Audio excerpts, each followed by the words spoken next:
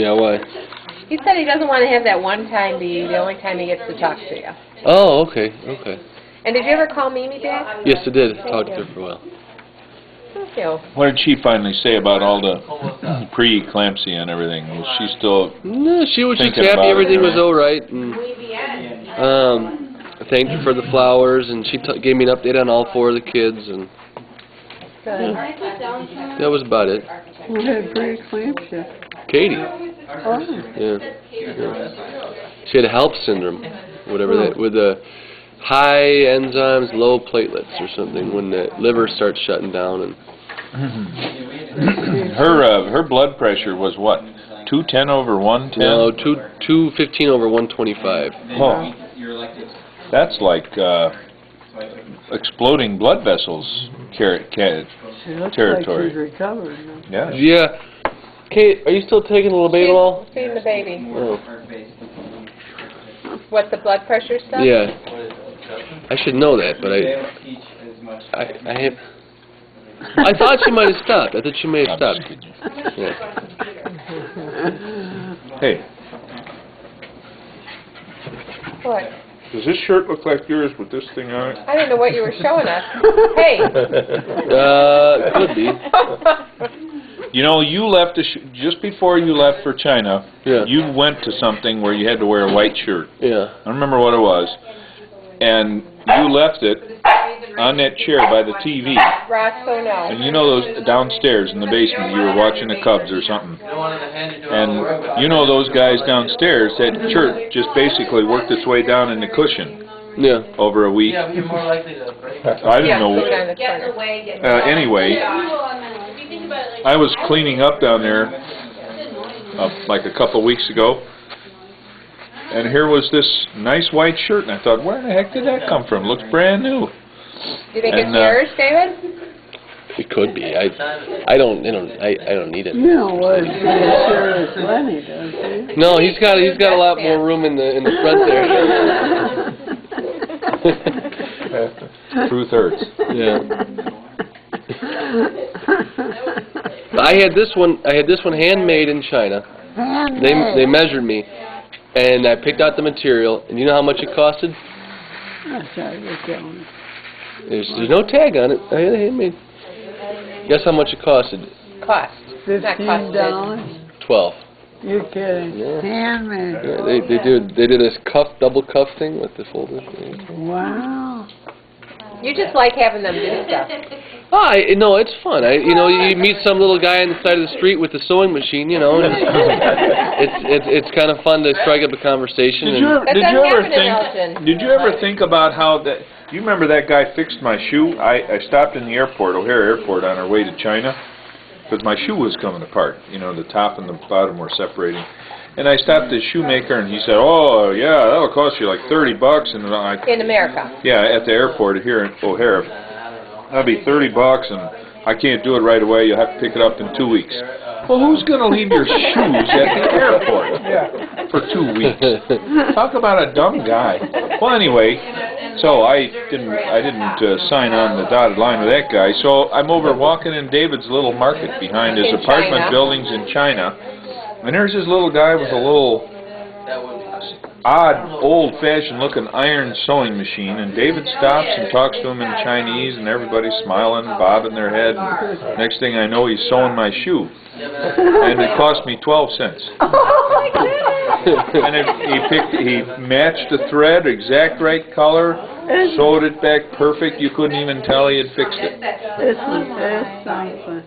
And the thing about that is, those guys have to be coordinated. They got to be good at their hands, because that little machine, he kind of had to hold it down or something, didn't he? It was a big, clunky, clumsy old Chairman Mao model. Yeah, Chairman Mao sewing machine.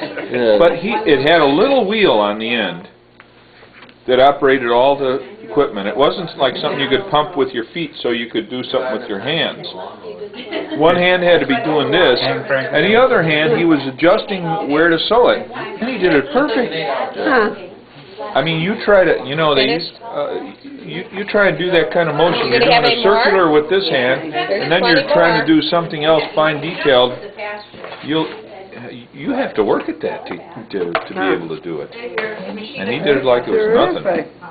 Yeah, they don't make anything doing it. No. Yeah, but for 12 cents you can have breakfast, you know. Yeah, you can eat a meal for that, so he got a meal's worth. Huh. Not a good, not A a new bowl of highfalutin noodles meal, or something, yeah. but something that'll fill your tummy. Huh. Do they have any kind of jobs over there that pay them a decent wage? Well, for Well, them it more is. and more, yeah. And everything is so cheap there, too. You can make $200 a month and Oh, pay that's your good rent, money, you can get, yeah. you know, and get an apartment and have a kid and, you know. And some of the managers at his factory make, $1,000 a month or $800 a month or Yeah, something. yeah. And those guys are like living high on the hog. Now they can't. It's difficult to buy European stuff. Like it's hard to buy a car over there because you need the same kind of money that we need.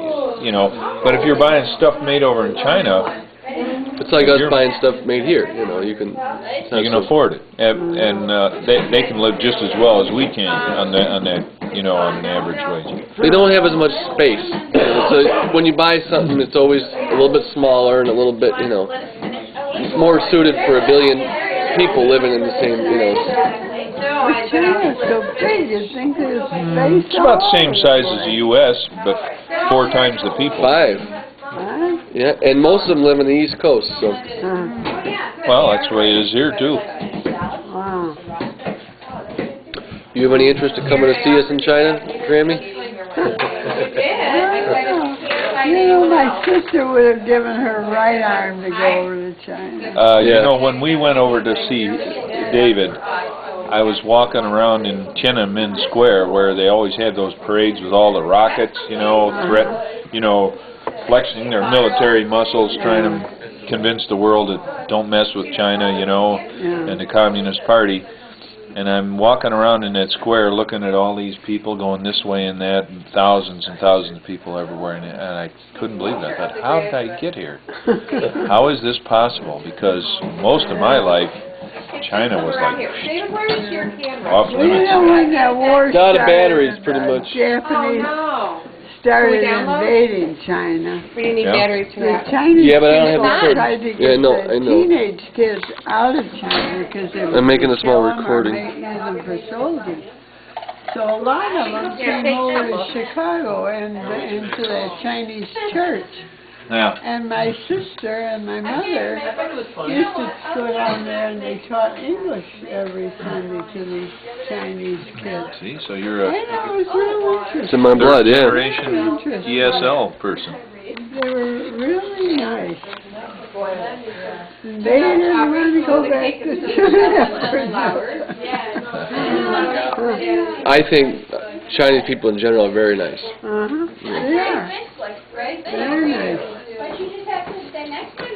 They've opened up these laundries, and where they did their ironing and stuff, and they would invite my mom and sister and me over for dinner, and they would cook something there to eat. It was delicious.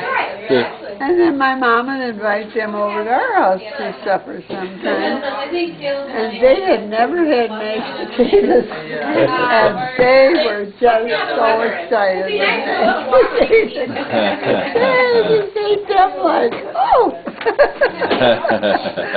So every time